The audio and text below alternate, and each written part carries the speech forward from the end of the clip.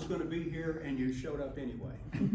and I appreciate it. And I look in this room, and there are people who mean so much to me and have meant so much to me for so many wonderful reasons and for such a long time. I'm grateful to have you here, and being here at 7 o'clock in the morning after a night out on town speaks a lot of you. So I'm going to start by talking about Sammy Snell, who was traveling along the little Snell Highway, minding his own business when he was brutally run over by Tommy the Turtle. Little Snell ambulance came. 2 little Snell paramedics came out, got the little Snell stretcher. They're putting Sammy on the Snell stretcher, and little Snell highway patrolman came, and he said, "Sammy, before they take you away, can you tell me what happened?" He said, "I don't know. It all happened so fast." Now, why would I tell you that story? I've got a reason, and the reason is it's happened so fast for me. And one day you're going to wake up and you're going to be 73 years old, and you're going to go, "Where did that time go?" And I find myself now taking the advice that I gave every player that I ever coached, and that's finish strong. Finish strong. So for me and for you, I know you're not going to coast to the finish line. You've got things to do.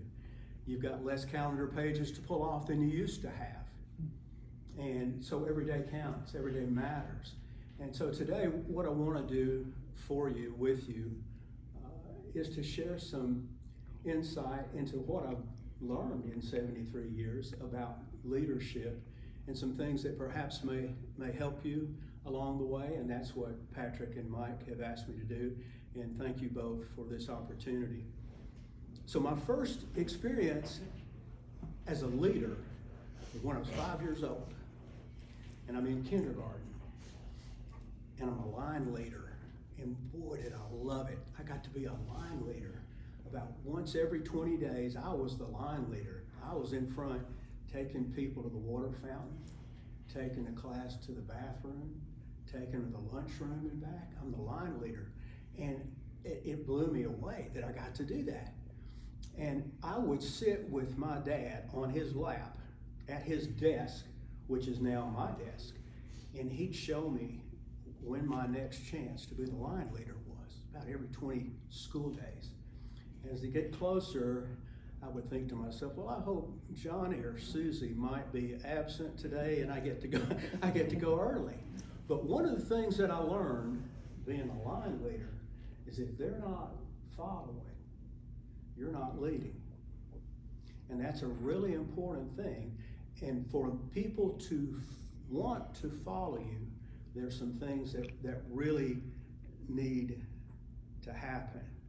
I know all of you in this room are administrators, athletics directors. You have had something to do with athletics in your life. So let's explore that word, administrator. The root word is a French word, ministre, which means serve, minister, serve.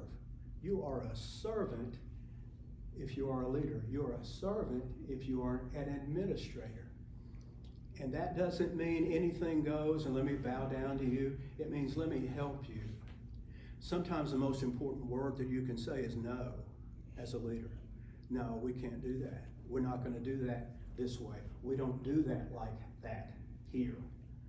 But being an administrator is a powerful way to have influence, positive, powerful influence over the people you serve and for the people you serve. So as an administrator, that's your task, to serve the people that work with you, not necessarily for you, but serve the people that work with you. So like Tony's dad, my dad was a Baptist pastor, and I used to watch him prepare his sermons on the other side of that desk. It had a little slat that pulled out, and I'd do my homework while I'd watch my dad prepare his sermons. And he'd have the Greek Bible here, then Hebrew, then Latin, and King James. So he knew those 4 languages, and he's searching for true meanings of words. And one of the first things that he shared with me was this verse, and it has stuck. And I shared with Rich a couple of weeks ago, this is my favorite verse, Isaiah 40:31. But they that wait upon the Lord shall renew their strength. They shall mount up with wings as eagles. They shall run and not be weary. They shall walk and not faint. Key word, wait. 4 letters. 4 letters. What does that wait really mean? Let me put that in perspective. My family are 5 kids, 2 bathrooms. Do the math, especially Sunday morning. And I had to wait for my sisters. The girls got to go first. Okay? And there were 3 of them. So I'm waiting, I'm impatient, I'm waiting. That's not what this wait means. This wait has to do with how you feel when you go to an amazing restaurant and they wait on you. What are they doing there? You can't get 2 sips out of your glass of water. They're filling it back up. What else can I do for you? What do you need? How can I help you? Is everything okay? They're waiting on you. Guess what? They're serving you. So then, put that in perspective with this verse. And how powerful is this if you commit to being a servant? But they that wait serve the Lord shall renew their strength. You're going to be tired. You serve the Lord, He's promised, I'll renew your strength. You'll mount up with wings as eagles. You'll run and not be weary. You'll walk and not faint. That's the crux. That's the foundation of servant leadership. Serve the Lord first. Wait on the Lord, and He's going to take care of you. He's going to take care of you. One of the things that I've always done as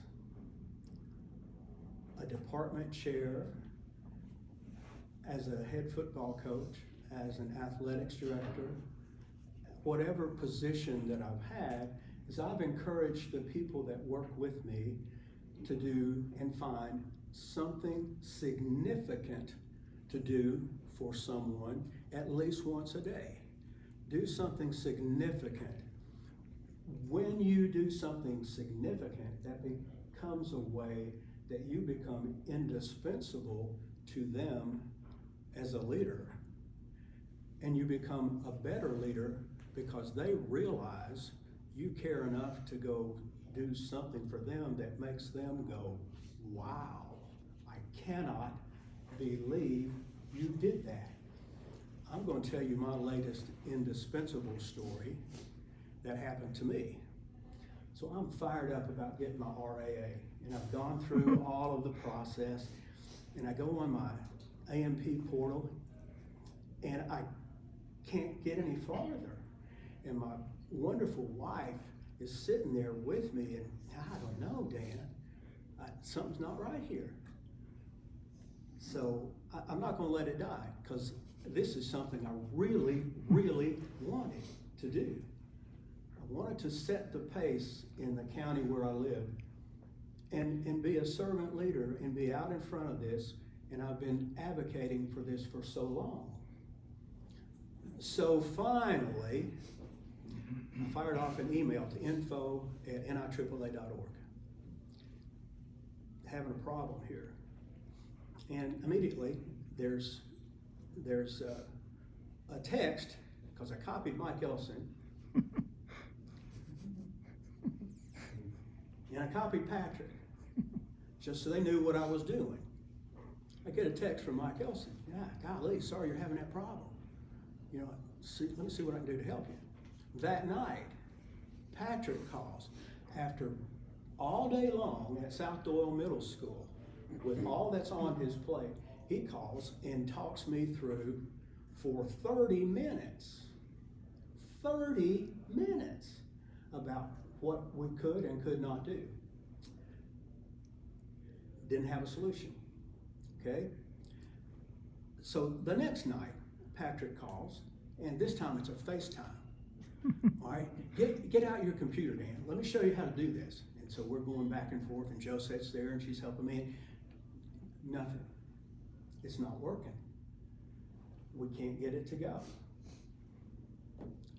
And now I'm a little frustrated because I'm ready to be an RAA. I'm ready.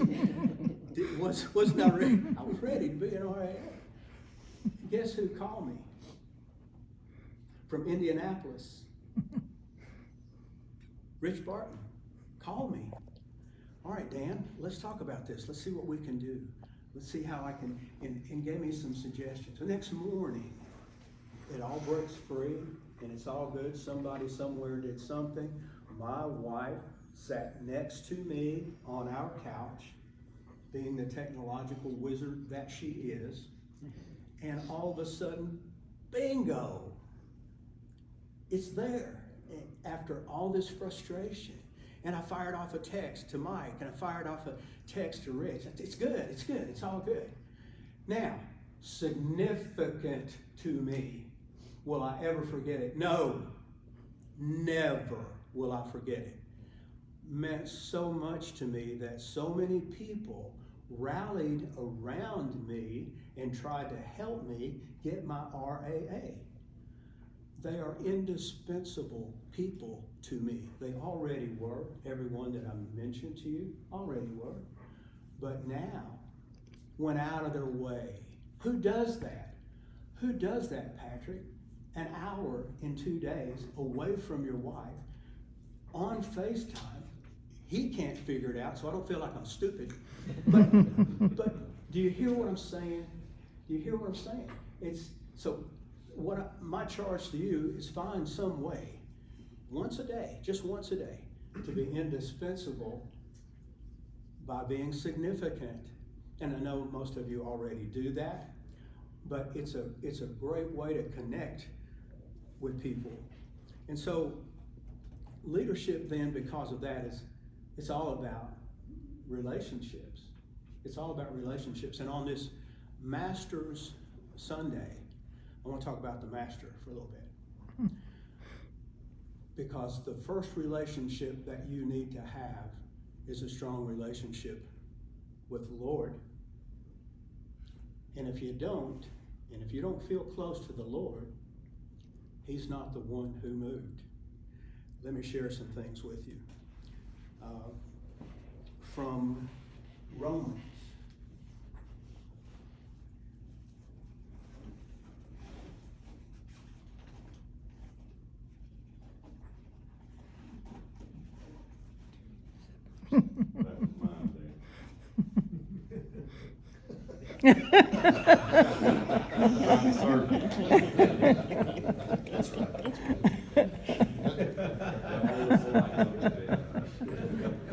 I can put that stuff in there. I'm gonna read this to you word for word, because it's something Paul said after being around Jesus. Now listen to this.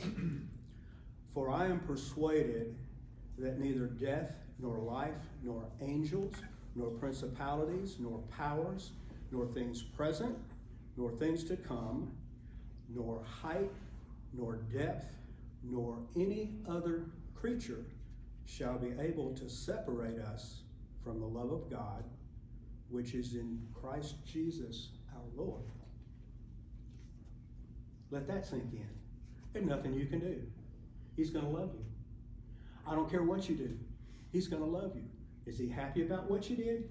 Maybe not. But He's not going to separate Himself from you because you did something stupid. He's not going to separate Himself from you because you sinned. It's unconditional love. Now, raise your hand, please, if you're someone who has never, ever had somebody do you wrong, raise your hand. If you raise your hand, you're lying. Happens all the time. People do you wrong. And unconditional love is hard. And in today's world, when people do you wrong, what's your natural inclination? Your natural inclination. I'm going to separate myself from that. I don't want any part of that. Why did they do that to me?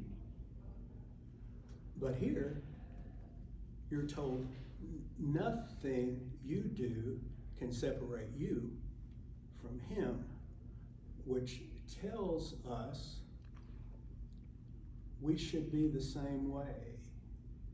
And that's tough, folks. That's really, really tough. Sometimes next to impossible to do. Exodus 3:14, God says, I am who I am. Now, that's not bragging. That's an assurance. All you people around me, I think you know me, but I am who I am. I am that guy.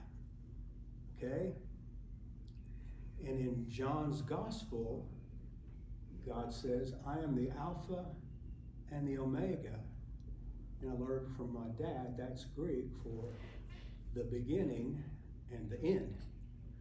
Always have been, always will be. Here's what else God is when he says, I am that I am. I am the bread of life. I am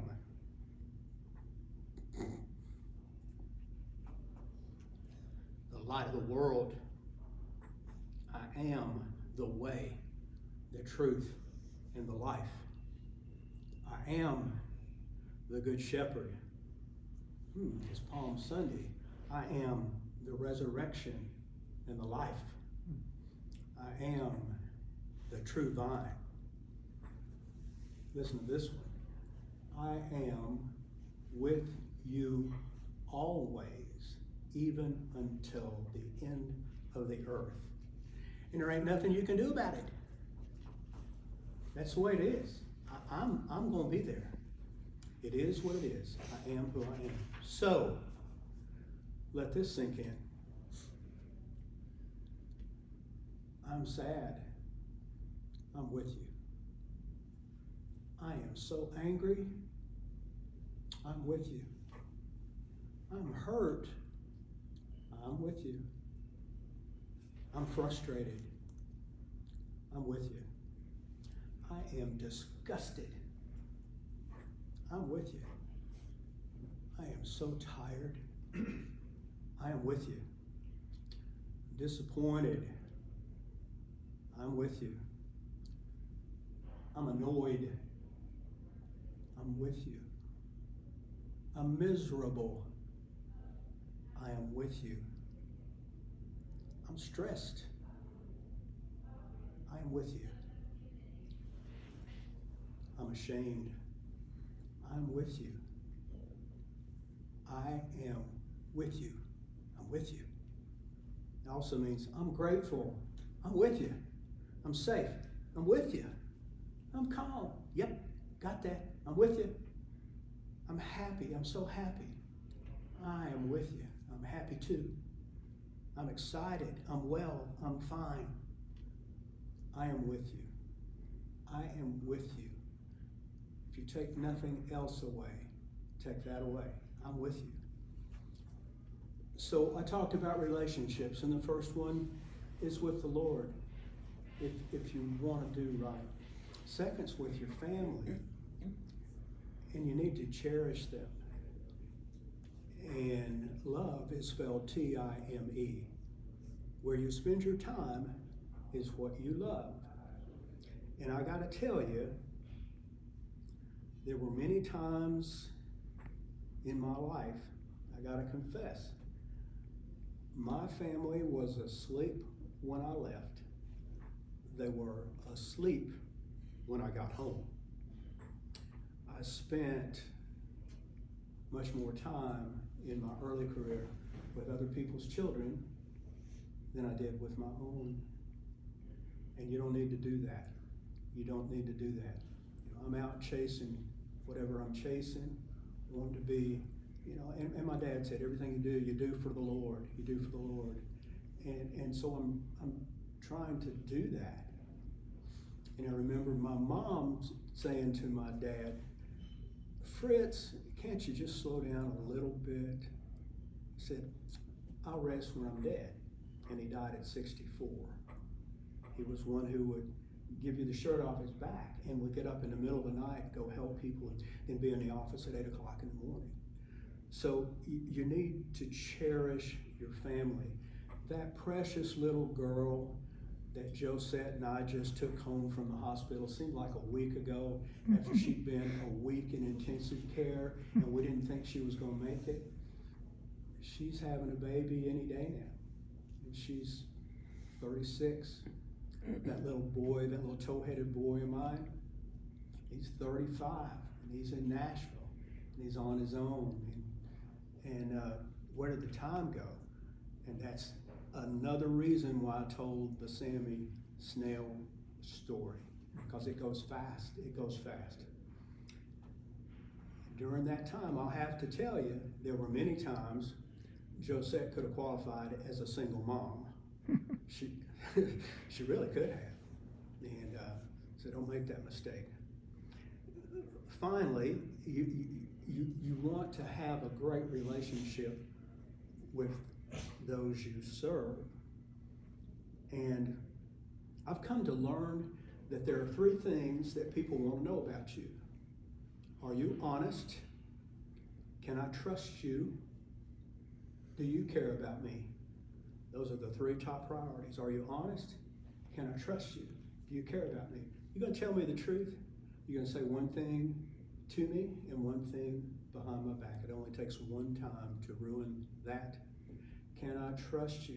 Are you going to do what you say you're going to do? Are you going to follow through? Can I trust you with my feelings? Can I trust you with things that are bothering me as you try to help me? Can I trust you? Do you care about me? Or do you care about me because I can run a 4.40 and I can throw a football 60 yards? Do you really care about me? So if you're serving people, you've got to set the standard and you've got to model the standard of honesty, trust, and caring. You need to plant some leadership seeds by the way you carry yourself. Here's a little nugget that I've come to use in my career. It's been really helpful because we've all got these lists and we've got things to do and we've got to get it done and we've got to get it done right now. Listen to this one. Under promise, over deliver. Under promise, over deliver. Under promise gives you the time to go, okay, this is what I need to do and this is what I need to gather to get it done. And I think I can get it done by this time, but something might get in the way. So, Shane says, can you get me this report? And I'll think about it and I'll go, you know what? I'm going to have that to you first thing tomorrow. But I over deliver and give it to him as I go out the door today. Okay? What does that do? That sets up your honesty. That sets up your trustworthiness. It says you care. But if you can't make a deadline and people are counting on you, that's a detractor because everybody's watching what you're doing. Everybody is watching what you're doing. Every single moment. So under promise, over deliver. I had one with Mike Elson. He may not remember, but he asked me to review an article that Patrice Elder's working on. And when he sent me that message, I said, I'll have it to you by the end of the day. I under promised. I had it to him by 2 o'clock. Okay? that becomes a habit. And that's a good little nugget that has helped me along the way. And if it helps you, I'm happy about that. Now, fellas, ladies, don't hang your hat on your title. Let me say that again. Don't hang your hat on your title.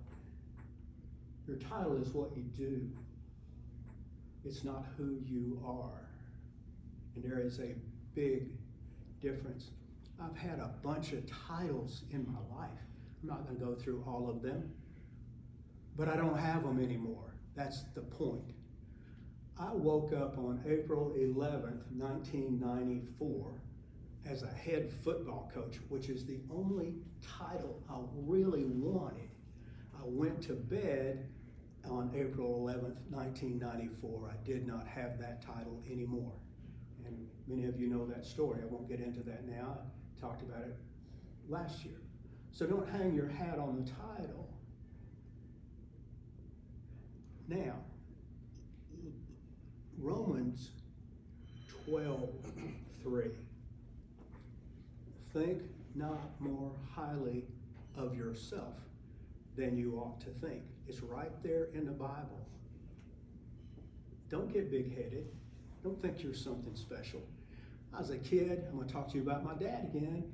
I'd do something, be really happy about it, be proud. He said, remember, ego stands for edge God out. Okay. So don't get big-headed about your title.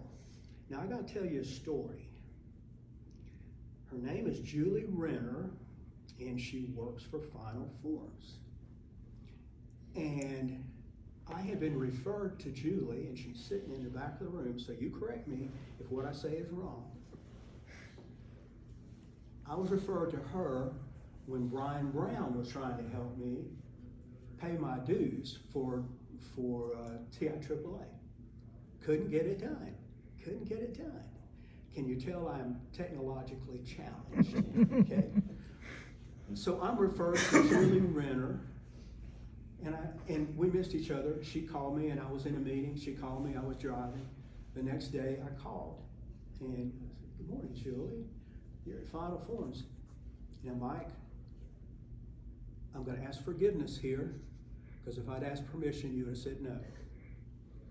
The first thing I said to Julie was, "Hey, do you know Mike Elson?" Did she say, "Oh, Mike Elson was the founding athletic director for more than 3 decades at Christ Presbyterian Academy"? No.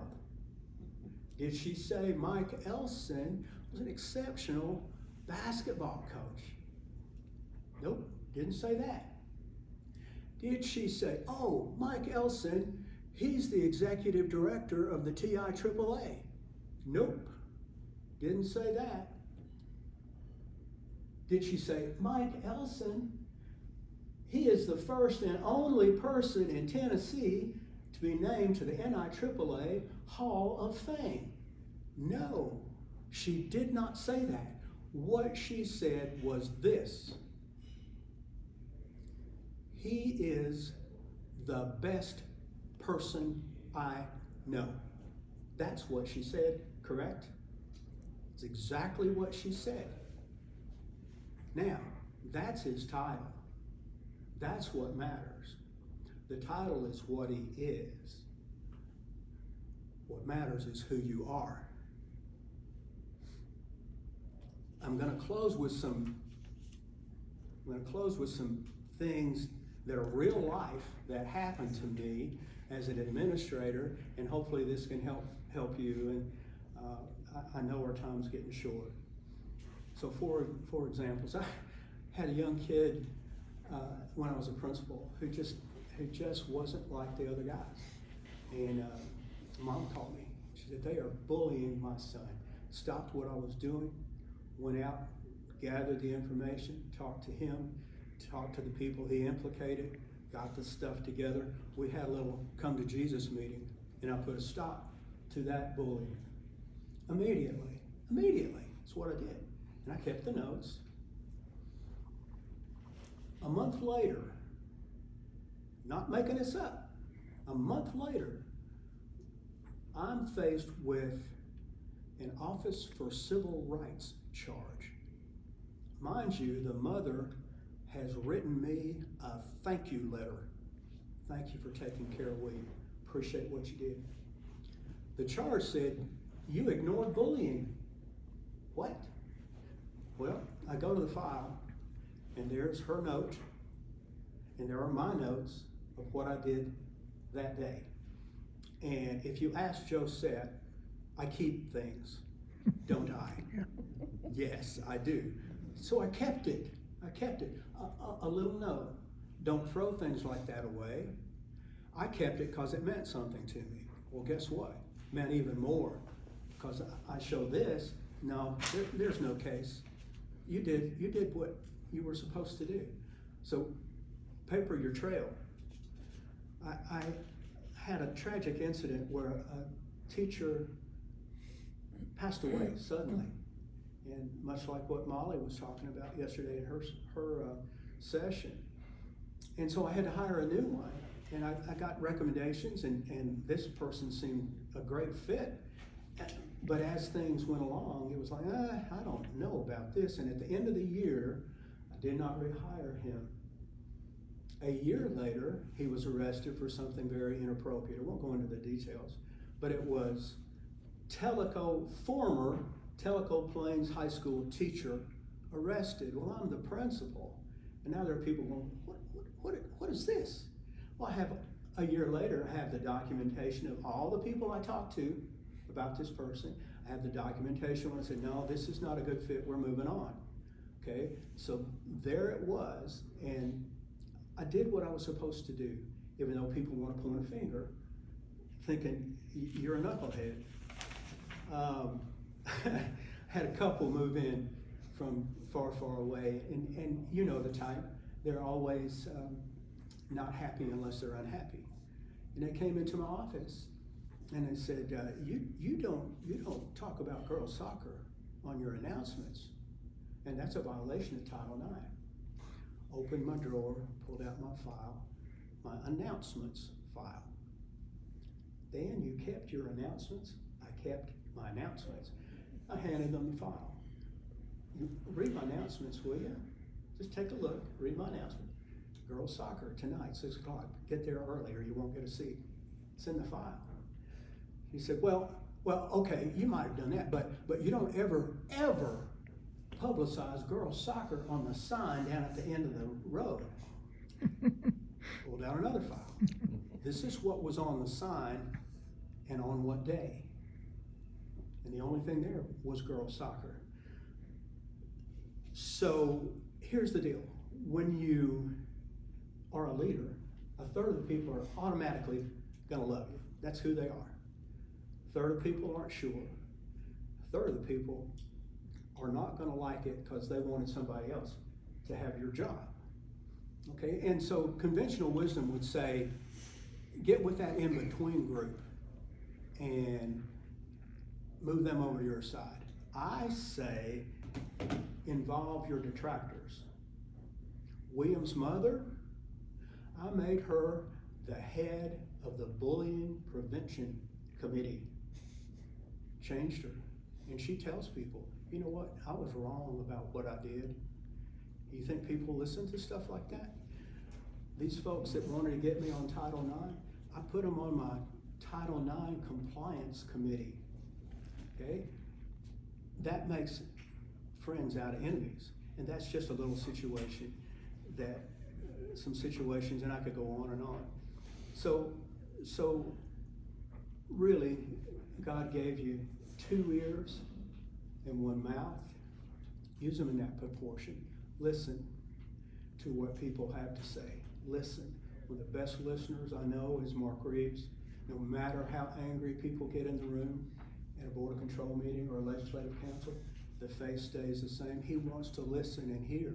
Why do we pay counselors $250 an hour? Because people need someone to listen to them. You go to a counselor, what do they say? Tell me about your problem. Yeah. Oh, really? Yeah. How'd that make you feel? And all you're doing is talking, all they're doing is listening. Because nobody else will. So 2 ears, 1 mouth. Use them in that.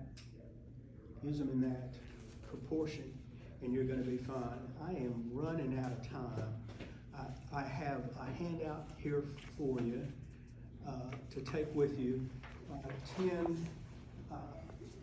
10 scripture verses on leadership that I hope will be meaningful to you. But here is the deal.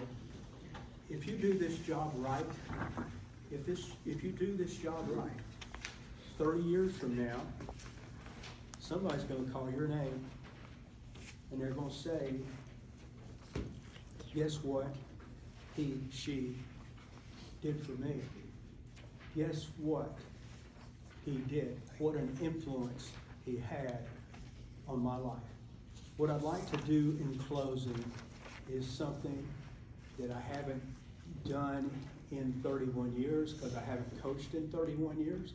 I want you to bring it in, hustle up. We're going to say the Lord's Prayer together. If you'll come on and join me. And then after the Lord